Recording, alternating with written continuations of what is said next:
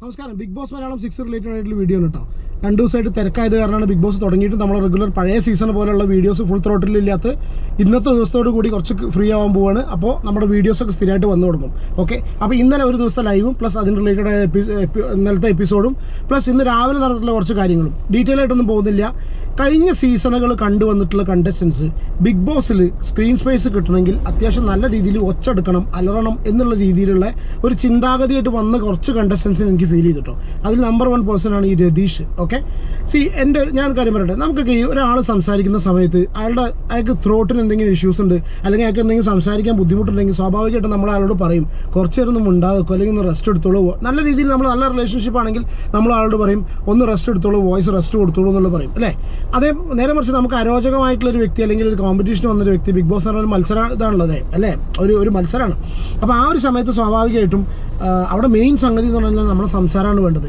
രതീഷ് ഇന്നലെ രാവിലെ കാണിച്ചിട്ടുള്ള ഷോൻ്റെ ഒരു ഒറ്റ കാര്യമുണ്ട്. അതാണ് ഞാൻ പറഞ്ഞത്, ഈ കഴിഞ്ഞ സീസണും കാര്യങ്ങളൊക്കെ കണ്ടുവന്നിട്ട് ഈ അലറൽ എന്നല്ല ഉദ്ദേശിച്ചത് ഒച്ചയിൽ സംസാരിക്കുക, കുറേ ഭയങ്കര ഷൗട്ട് ചെയ്ത് സംസാരിക്കുക എന്നുള്ള രീതിയിൽ അതാണ് കോണ്ടന്റ് ക്രിയേഷൻ എന്ന് വന്ന പോലെ തോന്നി.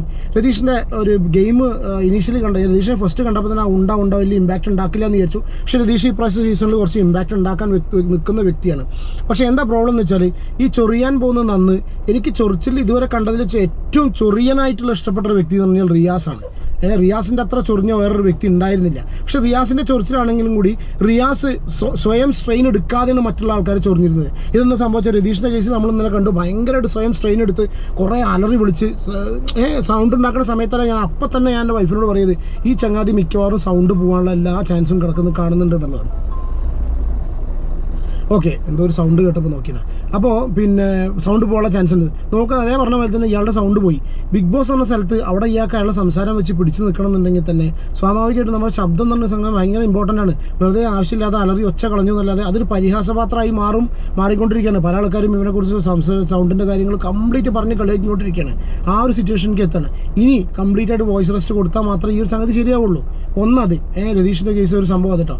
രണ്ടാമത്തെ കേസ്, അപ്പോൾ എനിക്ക് സ്വാഭാവികമായിട്ടും ഈ ലൈവ് കാണുന്ന സമയത്ത് ഇന്നിപ്പോൾ ലൈവൊക്കെ നോക്കിയ സമയത്ത് ഈ ഇങ്ങനെ സൗണ്ടില്ലാണ്ട് സംസാരിക്കുകയാണെങ്കിൽ നമുക്ക് തന്നെ സ്വാഭാവികമായിട്ട് പറയാൻ തോന്നുക സുഹൃത്തെ ഒന്നും ഉണ്ടായിരിക്കും, കുറച്ച് നേരം നീ റെസ്റ്റ് കൊടുക്കുക എന്ന് പറയാൻ തോന്നുന്നു. പക്ഷെ അതൊരു ഗെയിം ഷോ ആണ്. എല്ലാ പ്രതികൂലമായ സാഹചര്യങ്ങളിലും മുന്നോട്ട് പോകേണ്ട ഒരു സിറ്റുവേഷൻ വരുന്നുണ്ട്.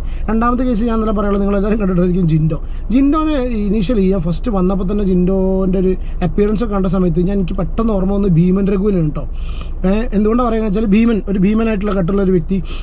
പിന്നെ ജിൻഡോൻ്റെ കേസിൽ പറഞ്ഞാൽ പുള്ളി ഫ്ലെക്സിബിൾ ആയിരിക്കുമോ, ഈവൻ ഒരു എന്താ പറയുക ഒരു ഫിസിക്കൽ ടാസ്ക് വരികയാണെങ്കിൽ പിടിച്ച് തള്ളാനോ എന്നല്ലാതെ ഒരു ഓടാനും ഫ്ലെക്സിബിളായിട്ട് ഗെയിം കളിക്കാനും പറ്റുന്നൊരു വ്യക്തിയായിട്ട് എനിക്ക് ജിൻഡോനെ പേഴ്സണലി ഫീൽ ചെയ്തിട്ടില്ല. ഒന്നത്. രണ്ടാമത്തെ കേസ്, അയാളുടെ ആ ഒരു ബേസിക് എന്താ പറയുക മേക്കപ്പ്, എന്താ പറയുക നമ്മുടെ ഒരു ബേസിക് സിറ്റുവേഷനും കാര്യങ്ങളൊക്കെ വെച്ച് നോക്കുന്ന സമയത്ത് ഒരു ബേസിക് ഇതൊക്കെ വെച്ച് നോക്കുമ്പോൾ ആള് എന്താ പറയുക ഒരു ബിഗ് ബോസ് മെറ്റീരിയൽ അല്ലാന്ന് എനിക്ക് പേഴ്സണലി ഫീൽ ചെയ്തു.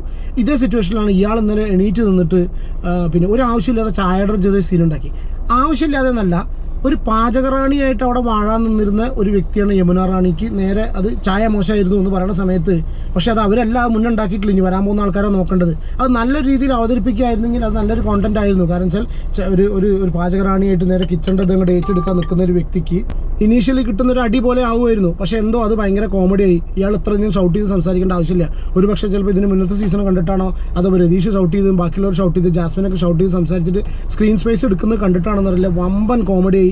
സീരിയസ്ലി പിണറായി വിജയൻ്റെ മുന്നിൽ മറ്റേ ഭീമൻ രഘു എണീറ്റ് നിന്ന് അതേമാതിരി സ്റ്റേജിൽ നിന്ന് മറ്റേ ഡയലോഗ് പറഞ്ഞ് സ്വയം നാറിയ സിറ്റുവേഷൻ പോലെയായിട്ട് എനിക്ക് പേഴ്സണലി ഇയാളെ കാര്യങ്ങൾ ഫീൽ ചെയ്തു. പിന്നെ അതിന് പുറമെ എന്താണെന്ന് വെച്ചാൽ ഇയാൾ ഈ ചങ്ങായി പുറത്ത് പോയിട്ട് ഇതൊക്കെ പറയുകയാണ്, മറ്റേ അൻസിബേനോടും രശ്മിനോടും കാര്യങ്ങൾ പറയുമ്പോൾ ഇവർ ഇതിനെ കയറ്റുക എന്നുള്ളത് വളരെ ക്ലിയർ ആയിട്ട് മനസ്സിലാവുന്നുണ്ട്. അൻസിബ പിന്നെ എന്തിനടിക്കണമെന്ന് നമുക്കറിയില്ല.